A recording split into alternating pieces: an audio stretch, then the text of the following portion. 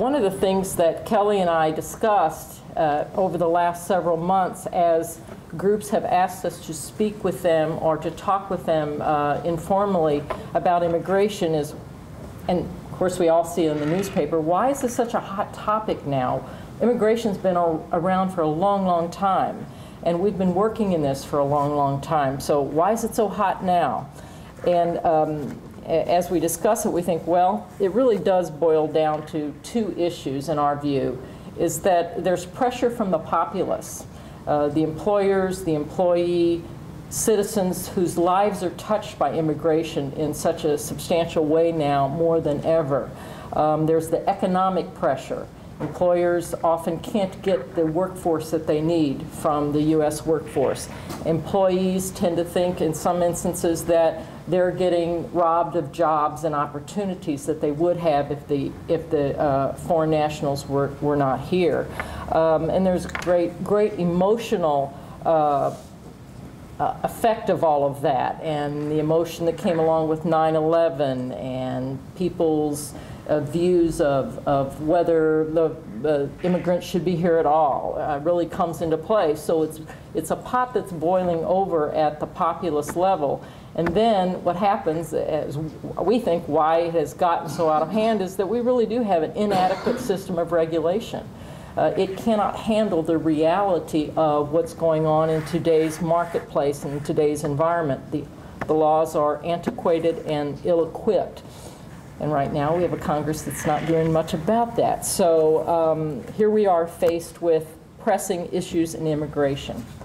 The no-match regulations set up this very complicated administrative system where you count days and go back and forth with the employee about why there might be a no-match, have them try to rectify the no-match, have they rectified it, and then employers are faced with a decision ultimately where they may have to fire one of their employees.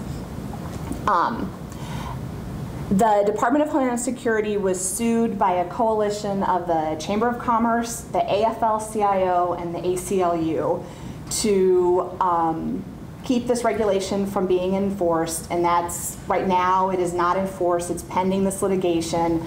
A couple weeks ago, Department of Homeland Security released a new regulation addressing the no-match letters, ostensibly to address the problems raised in the lawsuit, but in large part, it provided some administrative information that was missing, but didn't really go to the heart of the regulations. So this lawsuit is pending out in California, and everybody will kind of be waiting to see what happens with these no-match letters.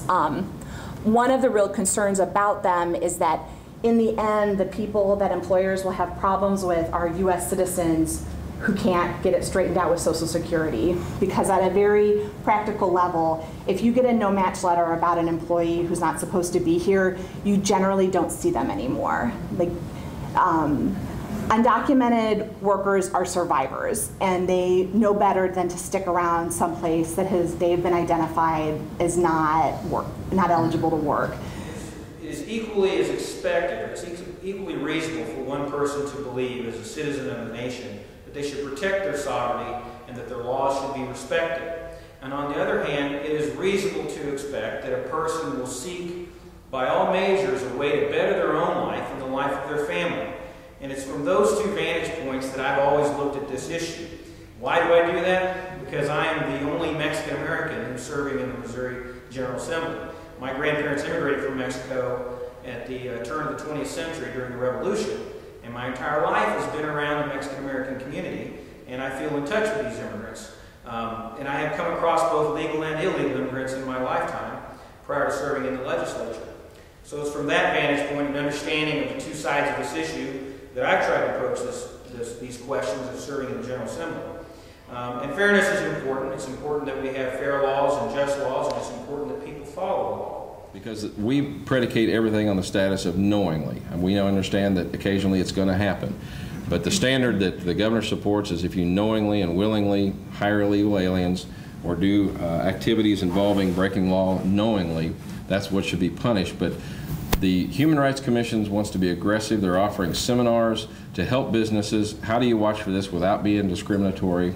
Department of Labor wants to help them, so they're working in unison, providing information. They'll put on seminars. They're a good resource to handle, how to handle this without being discriminatory.